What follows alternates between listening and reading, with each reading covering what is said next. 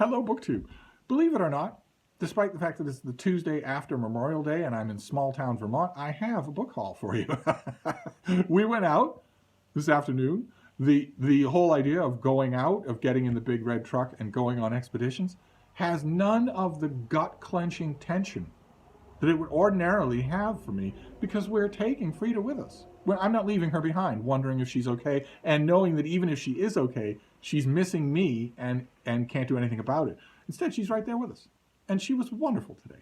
Wonderful.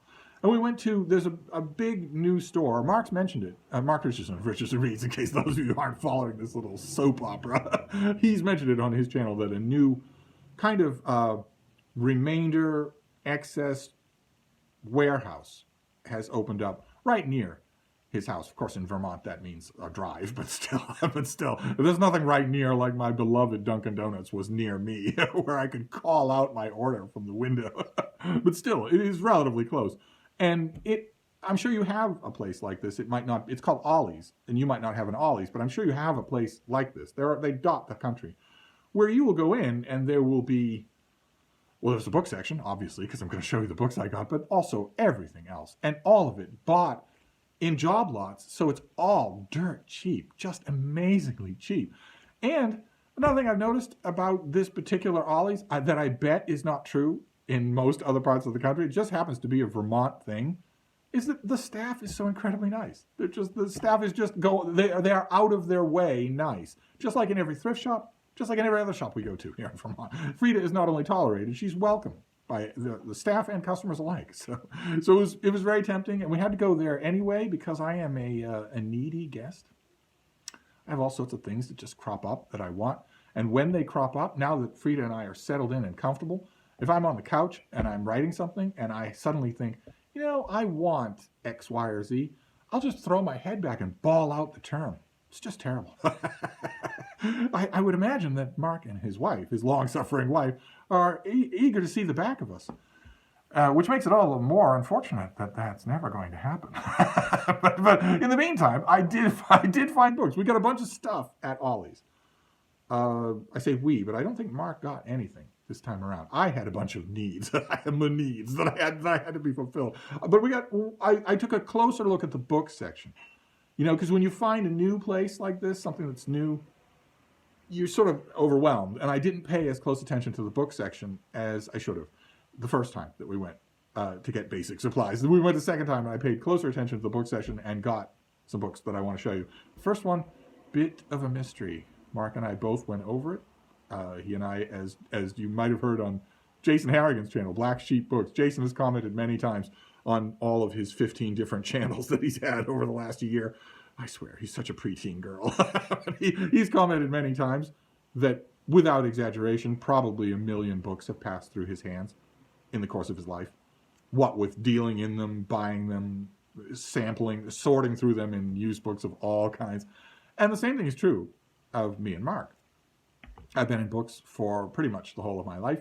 He is a library director, and I think between the two of us, we have probably seen just about every curveball that a book can throw at you. So this first book, we were poring over it because there's an obvious question that it does not answer. And this is a beautiful slipcase edition of Machiavelli's The Prince. Just this lovely thing here. The book slides right out. That would be pretty enough anyway, but the book is absolutely beautifully designed. Not just with full-color illustrations on every page, but with all these spot illustrations all throughout. Just everywhere. Just a gorgeous feast. And keep in mind, this is, you know, a remainder warehouse that we're talking about. I think this thing was $4. So I had to get it. I don't have a copy of The Prince that's anywhere near this nice. But Mark and I both automatically had the question, who translated? What translation is this of Machiavelli's The Prince? I myself don't think it makes all that much of a difference. The Prince is not a difficult work to translate. It wasn't written to be that way. It was written to be read by a two-digit syphilitic moron who didn't have time for books. It was meant so that he could glance at it and get the gist. So it's not, I mean, Machiavelli did write really complicated, much more complicated works that would be harder to translate. His histories, for instance, would certainly credit a translator, but this one doesn't. It's serious press, and at the beginning it says that Anne Rooney has written some nauseating introduction about how Machiavelli applies to the business world. But other than that, even in the publication date, there is no translator listed. So my guess is the Copyright Act that's invoked here is 1956. So I'm guessing that this is George Bull, that this is a very prominent translation that was, I think Bull was in the Penguin Classics. He's been in a lot of different versions, a lot of different paperback classics, but a lot of times, like, for instance, I think he was the Dover Classics prince. But it's amazing to me they don't have a name on here when anybody's going to want to know that. But the dating seems to me to be right. I'm going to guess that it is, and then I will patrol the old house here in case there is a George Bull translation of Machiavelli, so that I can just go over the opening paragraph of each one of them will settle the deal. But if it's not, I certainly have it, and maybe even that opening page is available online. But look at this thing, this slipcase. Well, I couldn't leave this behind, especially since it was dirt cheap. Then this next one is a hardcover, something that you've seen on my channel in a UK trade paperback. This is Lamentation, C.J. Sansom. This is the 6th Matthew Shardlake novel. These are Tudor historical fiction murder mysteries starring a hunchback lawyer in King Henry VIII's England, Matthew Shardlake. And as the books go on, the books get bigger as they go along. This one's immense. And as they go along, the personal narrative of Matthew Shardlake gets more and more complicated. His household grows. He changes. He grows. And in a lot of those earlier books, this is in England that the earlier books are beset by the upheaval of Henry VIII taking control of the British monasteries and church lands and church money and breaking with Rome. And it's in that world that Matthew Shardlake really gets his sort of seasoning as a main character. And then the series goes on from there, and he gets closer and closer to Catherine Parr, who would end up being Henry VIII's last wife, his 6th wife. An intellectual, a brilliant woman, a great debater, passionately interested in church reform, to an extent that gets her in trouble in this book. Also, a little factoid about her that I love to repeat is that she was the first woman to ever publish a book under her own name in the English language. And she survived Henry. Narrowly, but she did. And she was also, for a while, a trusted favorite of his, because her goal from the beginning, this was Henry VIII at the end of his life. This was Henry VIII who had suppurating wounds on both legs. This was a Henry VIII who was massively overweight, who was falling down drunk every single night at dinner, who was... You could clean him up. He cleaned himself up quite a bit in order to invade France one last time, for old time's sake. But largely this was a sclerotic being, clearly at the end of his life. And so there was no talk anymore. There was no even intimation anymore that a new wife would get him an heir. That just wasn't in the cards at all. Instead, Catherine put herself forward as an ideal surrogate mother for Henry's 3 living children. And it worked. They all liked her very much, and she liked them. She brought them together. She reconciled the differences between them and reconciled the differences between them and Henry. And Henry was not so far gone, not so monstrous at all, as to not be grateful for that. So she's an amazing figure, and she's a big figure in this book, because in this book she writes a book called The Lamentations of a Sinner that is intensely Protestant. It's intensely reformist.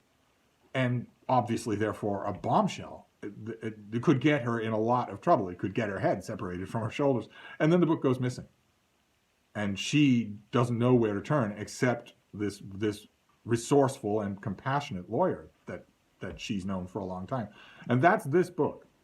And there are other plots that go on here. There's one little subplot in here. I wouldn't call it a subplot, but there's a plot twist in this book that a lot of fans did not like. I used to recommend this series to customers and friends, and they would get to this one, and when they would come back to me, when they'd see me again, and they had a slightly disappointed look on their face, I knew exactly what element in this book they were going to talk about.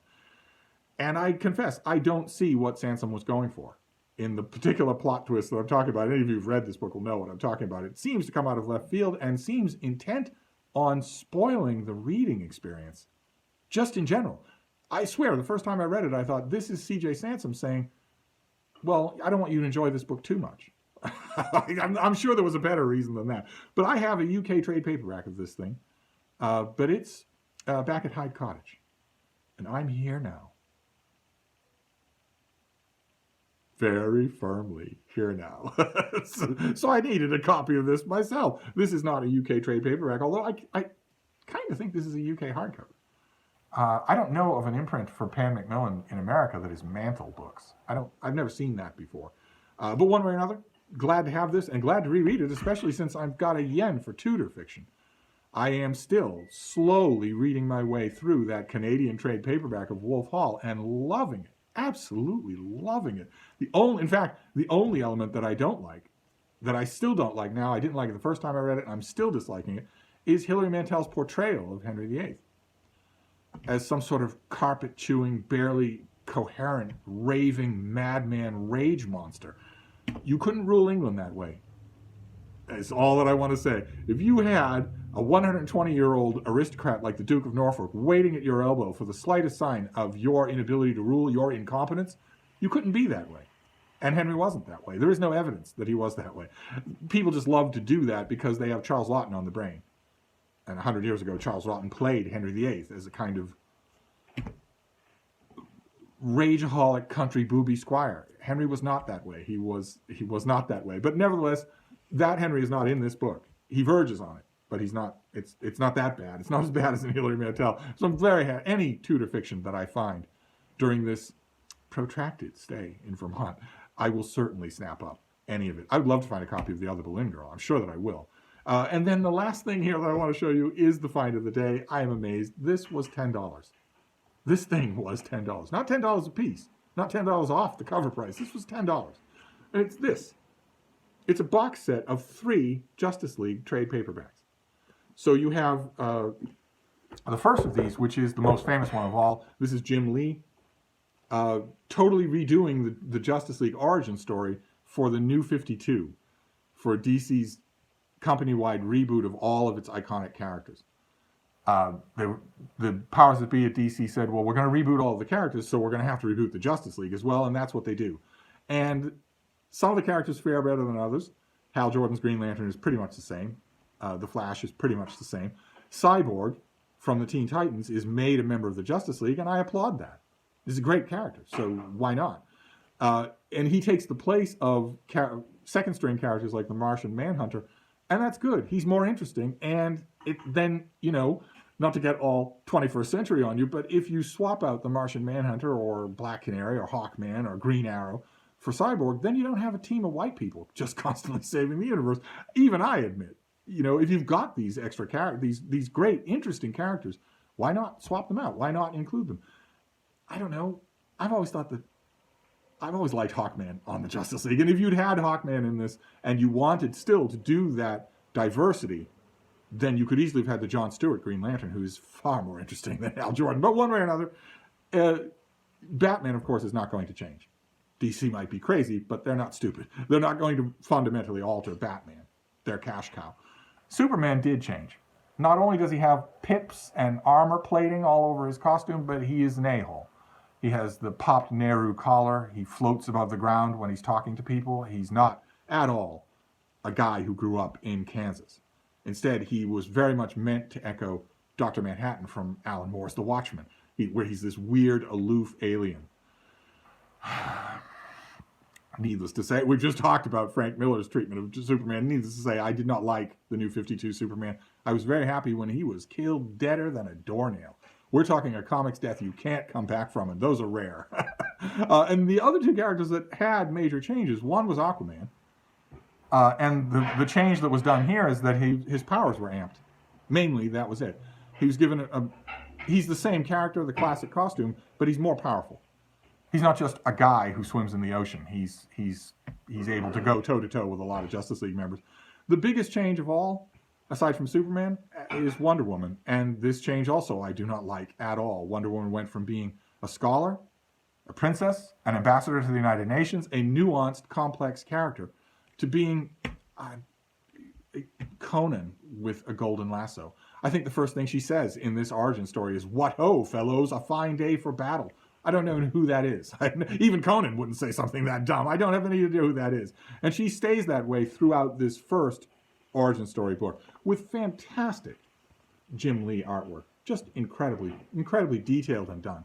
And then the next is Throne of Atlantis, the next volume here. And this is, some of you comic book fans will know from the cover, Ivan Rice does some of the artwork in here. And his artwork is amazingly good. Of course, I'm not going to be able to turn to an example here, but when he doesn't do as much regular work as I would like him to do, but when he does, it's amazing, just incredibly good. And he helped to revive and relaunch this new, better considered Aquaman character. This is a terrific story. It has only one moment that I didn't like, and you're going to get that in any multi-part story. There's going to have to be a moment in any multi-part story where the villain of the piece incapacitates the Justice League, except for Batman. They always miss Batman. But there's going to have to be a moment where whoever it is, whether it's the Lords of Atlantis or Starro the Conqueror or whoever, they're going to have to incapacitate the Justice League. And we're talking Green Lantern, Wonder Woman, Superman. It's not going to be possible, and yet it always is. And it's always fairly easy for one issue. But I haven't read these since I got the original issues. And then the last one is The Villain's Journey with Jeff Johns' Jim Lee artwork. Jeff Johns writes it. It's a lot of Jim Lee artwork. I'm not sure. I think I had given up on Justice League before I got to this. So this entire storyline might be new to me. And that's fantastic, especially since, again, this was $10 for the whole thing. It was $10. And I had a heroic moment of self-control. Because when I brought this to the registers, there was a kid at the registers, again, really nice. Everybody at this place is really nice. He saw this.